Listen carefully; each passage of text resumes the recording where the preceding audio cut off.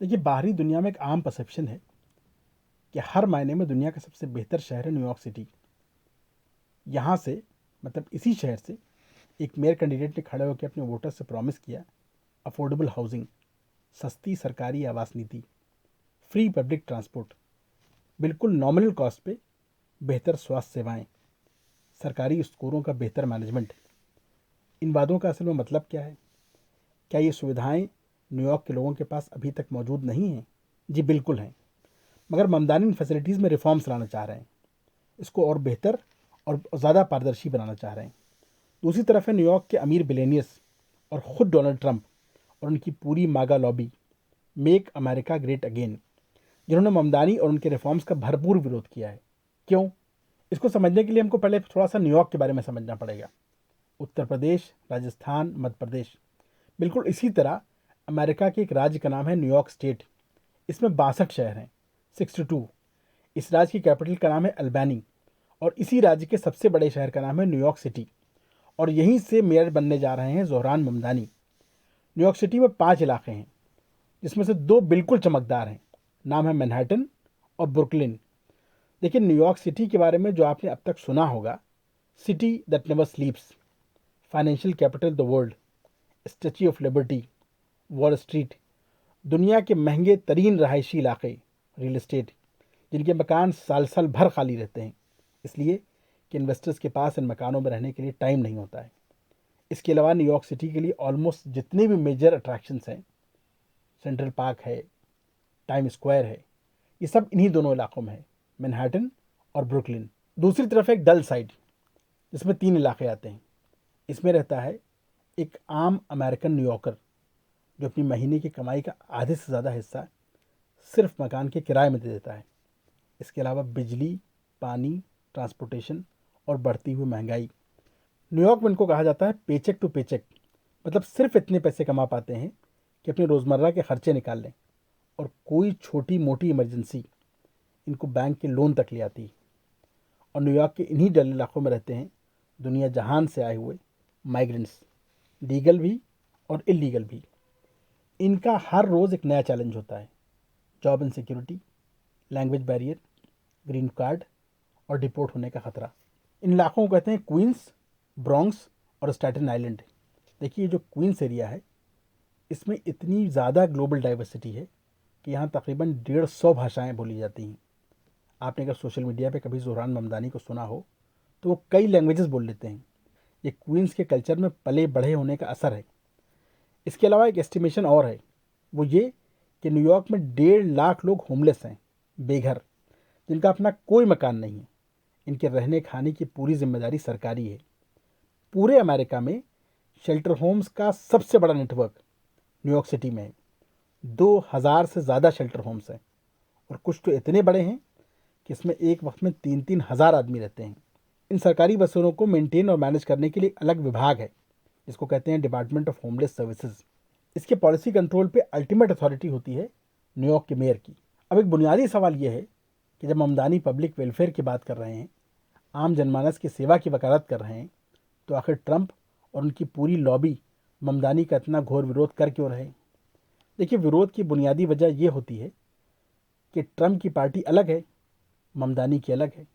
देखिए, इसको इस तरह समझ लीजिए कि चुनावी वादे आप चाहे जैसे करें, मगर कांग्रेस अपने कैंडिडेट को सपोर्ट करेगी, भाजपा अपने को। मगर न्यूयॉर्क के मेयर के चुनाव में सीन बिल्कुल अलग है। ओबामा और जो बाइडेन की पार्टी है डेमोक्रेट्स, जिससे मेयर कैंडिडेट थे ज़ोहरान ममदानी। ट्रंप की पार्टी रिपब्लिकन, जिससे मेयर कैंडिडेट थे कर्टिस सिल्वा। इसके अलावा लड़ाई में एक आदमी और था, आज़ाद कैंडिडेट, इंडिपेंडेंट, किसी पार्टी से नहीं। उनका नाम था एंड्रू कोमो। ट्रंप और उनकी पूरी लॉबी ज़ोहरान ममदानी के खिलाफ पूरे जी जान से लगे हुए थे, अपनी पार्टी के कैंडिडेट कर्टिस सिल्वा के लिए नहीं, इंडिपेंडेंट कैंडिडेट एंड्रू कोमो को जिताने में। ऐसा क्यों? देखिए, ममदानी और ये जो आज़ाद कैंडिडेट खड़े थे इंडिपेंडेंट एंड्रू कोमो, ये दोनों एक ही पार्टी के हैं, डेमोक्रेट्स। देखिए, सिस्टम अमेरिका में असल में ये है कि किसी भी चुनावी कैंडिडेट को उम्मीदवार बनाने से पहले, घोषित करने से पहले, पार्टी के अंदर एक चुनाव होता है जिसमें पार्टी के रजिस्टर्ड मेंबर्स वोट करते हैं और ये जानने के लिए वोट करते हैं कि सबकी राय क्या है कि किसको उम्मीदवार बनाया जाए। इसको कहते हैं प्राइमरी इलेक्शन। एंड्रू कुमो काफ़ी सीनियर डेमोक्रेट हैं, न्यूयॉर्क स्टेट के गवर्नर रह चुके हैं, अटॉर्नी जनरल रह चुके हैं। इतने प्रेफरेंसेस के बावजूद ममदानी ने एंड्रू कुमो को प्राइमरी इलेक्शंस में 15% के मार्जिन से हरा दिया है। देखिए, इसको अच्छी तरह समझने के लिए इससे समझिए कि गुजरात गढ़ है भाजपा का, तेलंगाना है कांग्रेस का। इसी तरह न्यूयॉर्क स्टेट और न्यूयॉर्क सिटी गढ़ है डेमोक्रेट्स का, ट्रंप की विरोधी पार्टी। ट्रंप को पूरा यकीन था कि उनकी अपनी पार्टी रिपब्लिकन से न्यूयॉर्क सिटी का मेयर चुना जाना नेक्स्ट टू इम्पॉसिबल है। तो उन्होंने न्यूयॉर्क के फेवरेट कैंडिडेट यानी एंड्रू कुमो को सपोर्ट करना बेहतर समझा, जो अब तक इंडिपेंडेंट लड़ रहे थे। मतलब एंड्रू कुमो जब हार गए प्राइमरी इलेक्शन जोहरान ममदानी से, तो उन्होंने ये फैसला किया कि हम लड़ेंगे चाहे जो कुछ हो जाए। तो उन्होंने अपनी पार्टी से बाहर निकल आए और इंडिपेंडेंट खड़े हो गए, एक नई छोटी पार्टी बना लिया और ख़ुद खड़े हो गए इंडिपेंडेंट कि अब हम जोहरान ममदानी से लड़ेंगे और न्यूयॉर्क का मेयर बन के दिखाएंगे, इसलिए कि हम पुराने डेमोक्रेट हैं, डेमोक्रेटिक पार्टी का गढ़ है न्यूयॉर्क, तो हम लड़ के ज़रूर रहेंगे। तो इस पर फैसला किया ट्रंप ने कि हम बेहतर है कि एंड्रू कुमो को सपोर्ट करें और उनको ममदानी के ख़िलाफ़ जिताएं। ट्रंप का और उनकी पूरी लॉबी का उद्देश्य बिल्कुल क्लियर था कि किसी भी सूरत में ममदानी को रोकना है। क्यों? देखिए, इसके कई रीजंस हैं। एक तो ये कि जो अमेरिकन इकॉनमी और वहाँ की जो दोनों पॉलिटिकल पार्टीज़ हैं, डेमोक्रेट्स और रिपब्लिकन्स, ये सब के सब कैपिटलिस्ट व्यवस्था को फॉलो करते हैं, पूंजीवादी। और जोहरान ममदानी अपने पूरे चुनावी कैंपेन के दौरान कहते घूम रहे थे कि I am a democratic socialist, मैं एक लोकतांत्रिक समाजवादी हूँ। मैं न्यूयॉर्क के ज़रूरतमंदों को फ़ायदा पहुँचाने के लिए न्यूयॉर्क के अमीरों पर टैक्स लगाऊंगा। अच्छा, पहले 2 लाइन में ये समझ लीजिए कि पूंजीवाद और समाजवाद आखिर है क्या।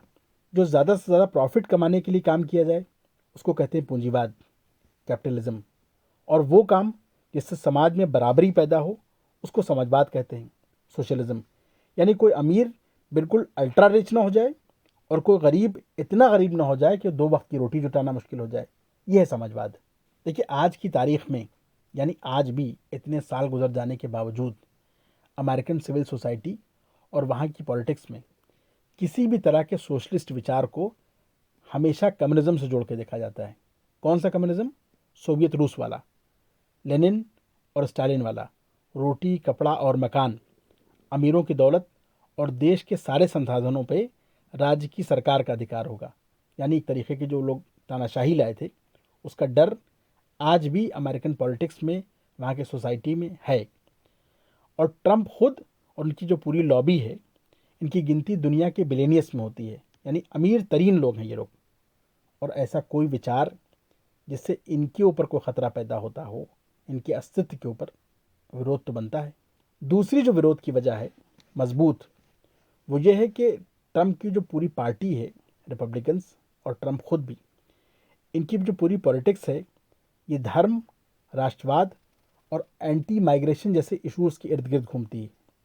अगर आपको याद हो, आज से कोई 8-10 महीने पहले जब ट्रंप प्रेसिडेंट बने थे तो सैकड़ों इंडियंस को, जिनको कहा गया था कि इलीगल माइग्रेंट्स हैं और बिना किसी डॉक्यूमेंट्स के अमेरिका में आ गए हैं, उनको पकड़ा गया, वहाँ हथकड़ी बेड़ी पहना के एक फ़ौजी जहाज़ से अमृतसर पहुँचाया गया।